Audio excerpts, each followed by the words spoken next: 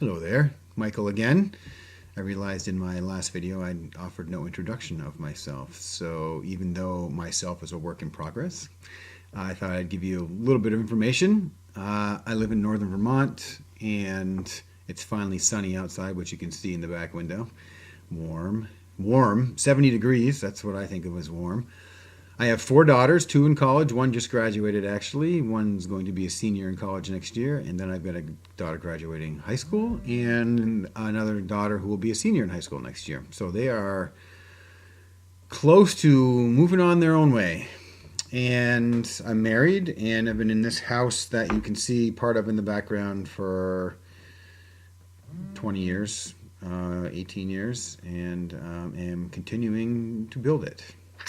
So, something else about me that's more pertinent to what I'm doing in my life and with this is I see myself as a seeker. And what I mean by that is I'm constantly looking for the answer to the question why. And the biggest question in my life is, why am I here? So what is my purpose? What's my meaning? And a lot of the writing and the thinking and the poems actually that I'm writing now have to do with that topic. And I was thinking about something that I wrote down last week, and I was feeling bad. And when I actually looked at what I was feeling, I realized I wasn't feeling bad. I was feeling sad. And why did I think sad was bad? And then so I wrote a little paragraph about that thought, and I'd like to read it to you and see what you think. Like my glasses. So here it is. Why have we labeled emotions to be good or bad?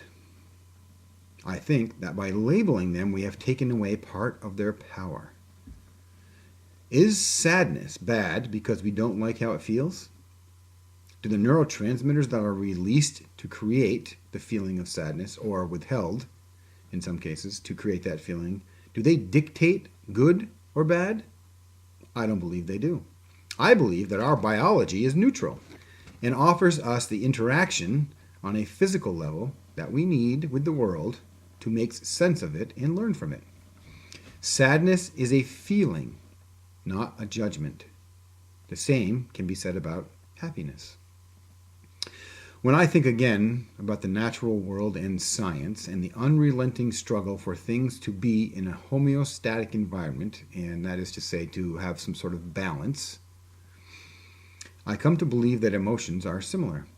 Happiness and sadness need to coexist, or neither would exist at all. Is it possible that being sad is our way to happiness? I have learned recently that by protecting myself from as much emotion as I could, I was in a stagnant, no-feeling world.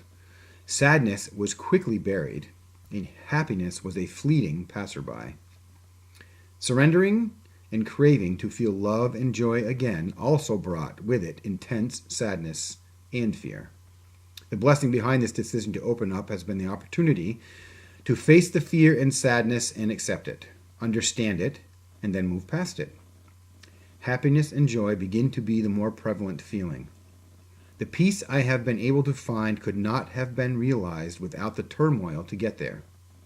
Having gratitude for sadness and fear seems counterintuitive and, at the same time, essential for my growth as a person.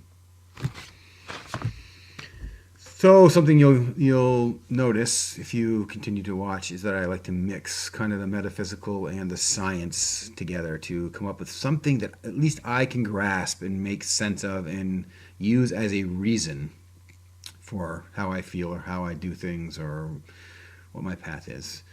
Maybe some of it will resonate with you, and if it does, that is great. Have a good afternoon. You can see the sun shining here in Vermont, 70 degrees. It's about as warm as I ever want it to be, so I'm happy today. Have a nice afternoon. Bye.